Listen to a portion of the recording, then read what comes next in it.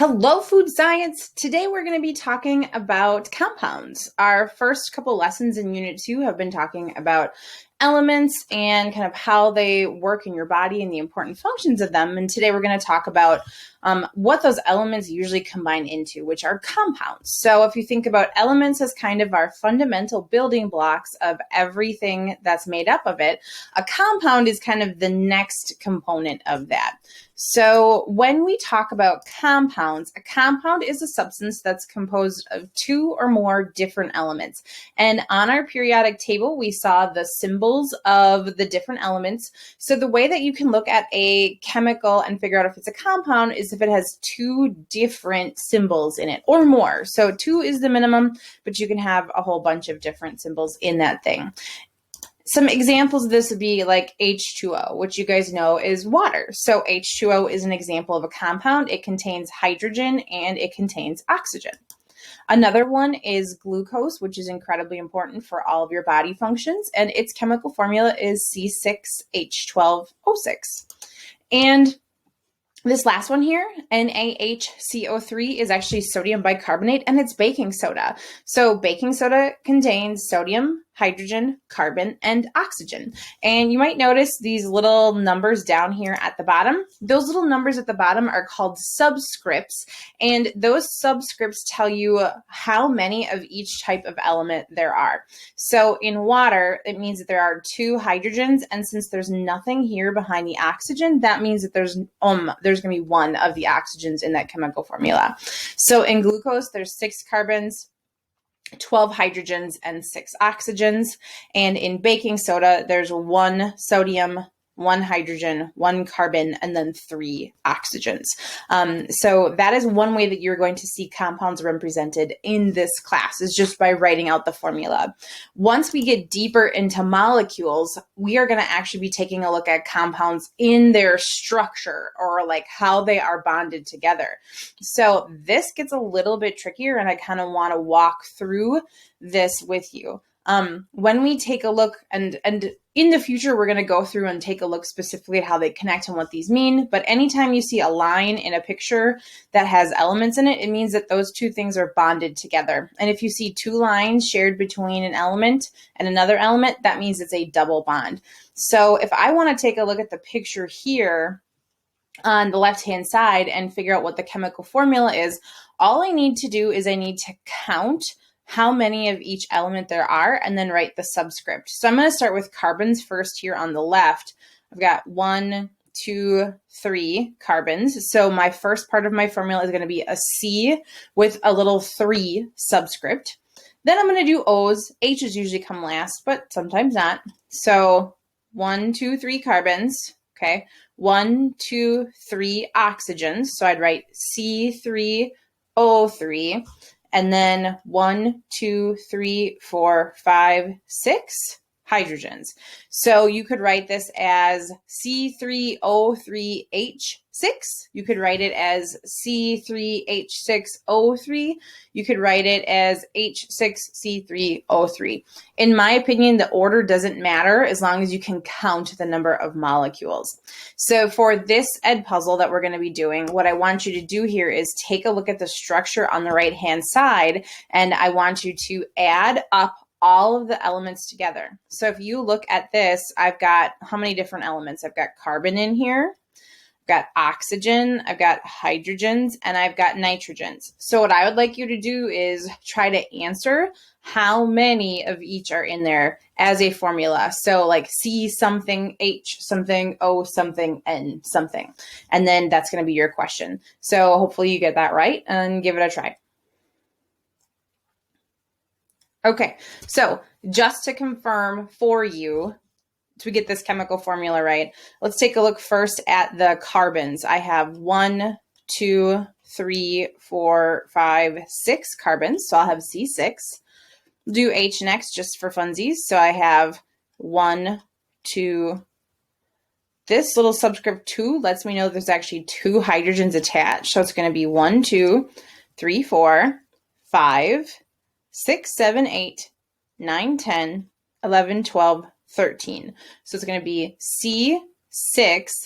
C6H13, hopefully I counted that right, O2, and then one N. So C6H13 O2N. Okay.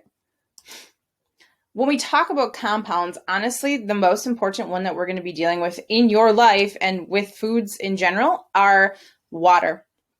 Water, H2O, is one of the biggest issues that they have to deal with in food production. And in terms of your body and how it runs, it's the most important as well. You will die of thirst long before you die of starvation. So it'll take, if you don't drink any water, you generally can live for like up to a week potentially.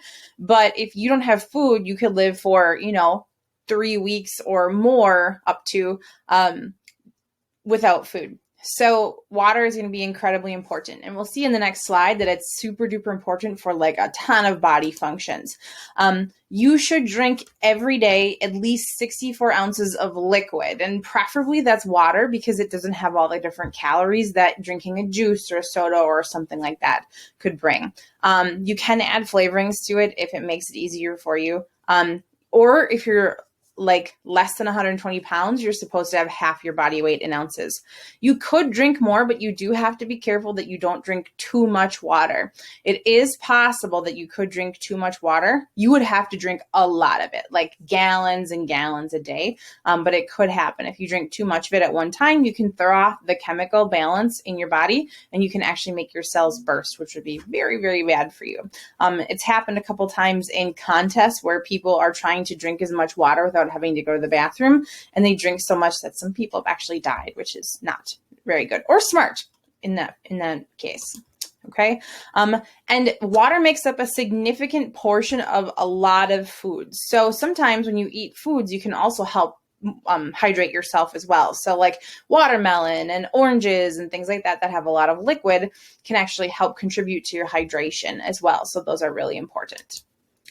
When we talk about water in the human body, you start out as a little baby with about 75% water making up your total weight, which is why hydrogen and oxygen are the most abundant elements in your body. And as you get older, you start to kind of dry out. So as you can kind of see here, it says that water is the main constituent of cells and tissues and organs. So basically everything that your body's made of, it's mostly water. But you do tend to dry out as you get a little bit older. So as you become elderly, you end up being about 50% water. And a lot of adults who get into kind of old age run the risk of dehydration. Their sense of thirst kind of goes down. Their kidneys can't hold on to the water as long, and so they have to go to the bathroom more. And so dehydration is a really big risk for elderly people especially. And they don't want to drink. They can't hold on to their water as long, and so it ends up being a problem. And if a very old person gets very sick, dehydration can really wreak havoc really quickly, so they have to be incredibly careful with that. They said that I think that 90% of elderly people who end up in the hospital, one of the things they get treated for is dehydration just because they aren't drinking enough water. So if you know an older person in your life, just try to encourage them to drink a little bit more water. And honestly, you should too. It's good for you. It helps keep your mind sharp. It helps keep you feel less sluggish. It makes you feel fuller, all that kind of stuff. Everything just runs a little bit better when you are well hydrated. Okay. In your body, water does a lot of different things. And we'll start kind of at the 12 o'clock here or the 1 o'clock and kind of work our way around. So it's needed by your brain for manufacturing hormones and neurotransmitters. So kind of all of the messaging that gets sent across your brain, you need water to make that happen. It helps regulate your body temperature. So if you get dehydrated or something like that, it can cause problems. It acts as a shock absorber for your brain and your spinal cord. So if you get into an accident, it's going to help cushion that movement that could potentially give you a brain injury. It helps convert food components into what you need for digestion. So when you eat a piece of pizza, it takes the carbohydrates, the fats, and the proteins, turns them into the individual parts that your body needs and sends them into the correct places. So it's obviously super important. It helps deliver oxygen to your body. So if you don't have enough water, that's not helpful. It's, like I said, major component of your muscles, your organs, your cells, your tissues, all that kind of stuff. It lubricates your joints. So if you're feeling kind of stiff, maybe you need to drink a little bit more water, and that will help you out. It flushes your body waste. Specifically, it helps with your urine, but it also can actually make a difference with your poo too. If you're not drinking enough water, it can be more difficult for you to poop than if you would be well hydrated. And so a lot of times people who are constipated, which means you can't go to the bathroom, they're going to encourage you to kind of drink a lot more water to kind of help that as well. With your urine, if you are going to the bathroom and you pee a dark yellow color, that is not a good sign. If you are drinking an appropriate amount of water, your pee should be kind of a light yellow, like faintly yellow color.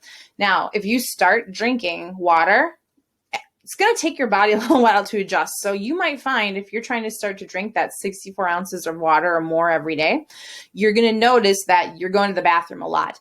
But eventually your body is going to adjust to that and you will get used to it and you will stop peeing as much. So just be aware of that.